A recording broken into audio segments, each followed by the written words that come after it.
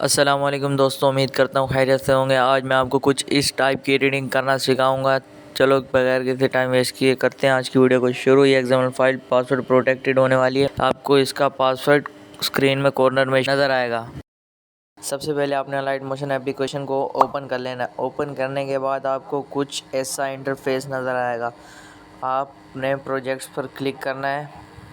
Projects में आने के बाद एक प्रोजेक्ट सिलेक्ट कर देना है। मैं आपको इस एग्जाम्पल का लिंक डिस्क्रिप्शन में दे दूंगा। ये पासवर्ड प्रोटेक्टेड होगा, आपको इसका पासवर्ड कॉर्नर में नज़र आता रहेगा।